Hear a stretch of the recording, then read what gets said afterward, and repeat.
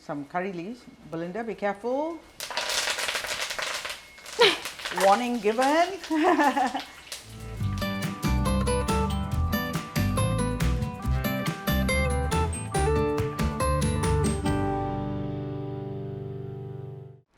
Heritage food is embracing one's roots. It is marked by treasured recipes handed down from one generation to another. Today, I'm meeting author, cook, and former restaurant owner, Dhershini Winodan. Hi, I am Dhershini Winodan. I'm so passionate about food. Chef Dhershini, you're a very interesting person. Maybe you would like to take us back, how it all began. How it all began was, my first love was always cooking.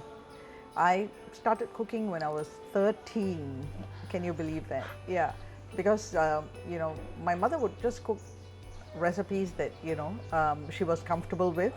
But I always wanted to cook something different. I wanted to take it to a different level, and my mother will be happy to let me do that. So she and my dad were very encouraging. So I just kept trying new recipes on weekends, and that's how I got started. Yes, and I took part in a cooking competition because I was so bored, and it was organized by Her World, and I came out top 3. I came out second, and from there it just continued. I got the chance to open a restaurant. So with my partner Prema, I opened Chat Masala at Upper East Coast Road, and it was a very big hit.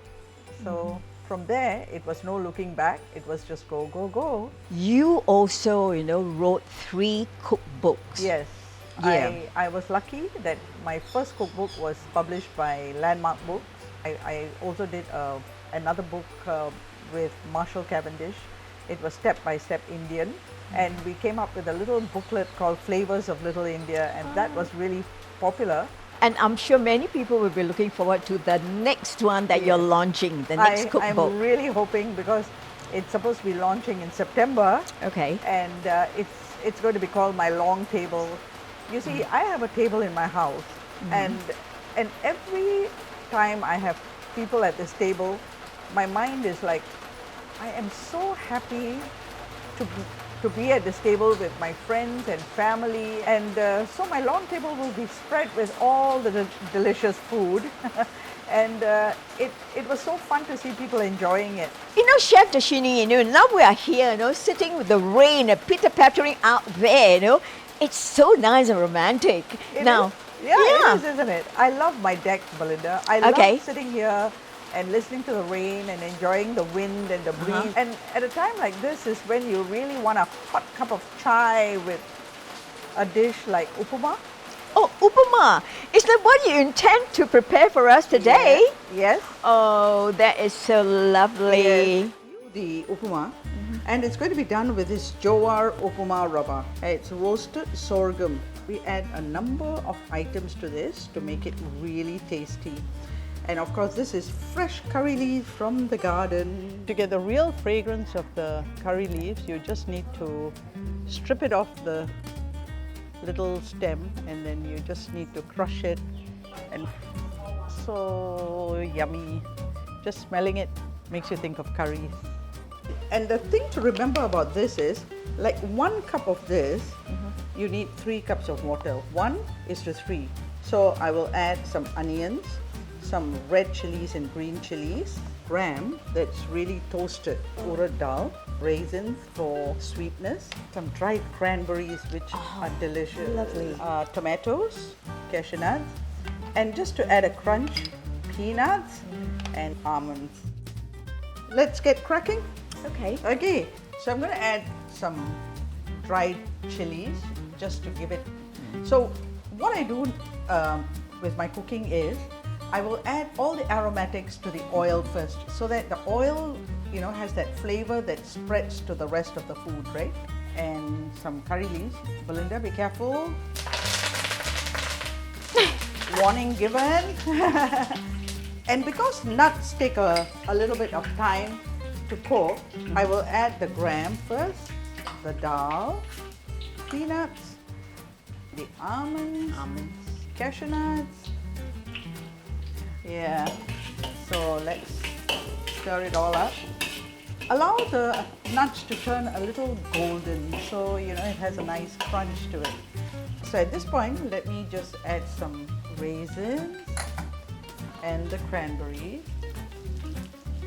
And now I'm going to add our onions. This is just like one onion and one red chili, one green chili, okay? And you do get the aroma. yeah, It's fantastic. it is, isn't it? Yeah.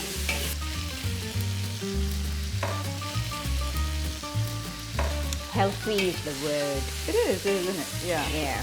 And light to eat, you know. Yeah. I'm going to add some salt to it. Okay.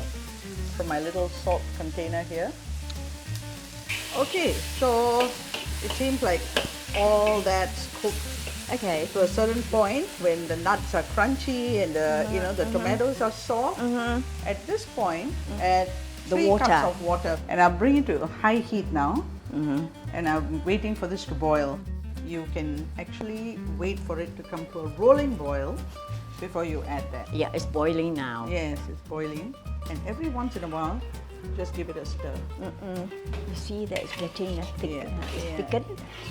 Thick, Yeah. getting thick. You got to add a little bit of ghee. What to add there? Yeah. Yeah. Okay. Yeah. Okay. That's it. You see, this is the well-known Upma. You can get it actually in any vegetarian restaurant in Little India. But the way Chef Dhershini has done it, it's so different. Oh my God. This is heavenly. It's lovely. Is it? You really I love like it. I like it. Ah. Texture. Oh my God. You know, it's like, oh, it really creates something, you know, I mean, in your mouth, you know, the savor. Yes. And also the sweetness and saltiness together. Yes, it's it rolls. so many different That's right. explosions in your mouth. Wow, this is really getting into me, you know, this Upma. You can have it for breakfast, for lunch, for dinner, anytime that you like it. And I love it. So if you really enjoyed this video of ours, make sure that you like it, share it with your friends, subscribe, and write some comments below. This is CityJo Belinda, walking with sunshine for Singapore One.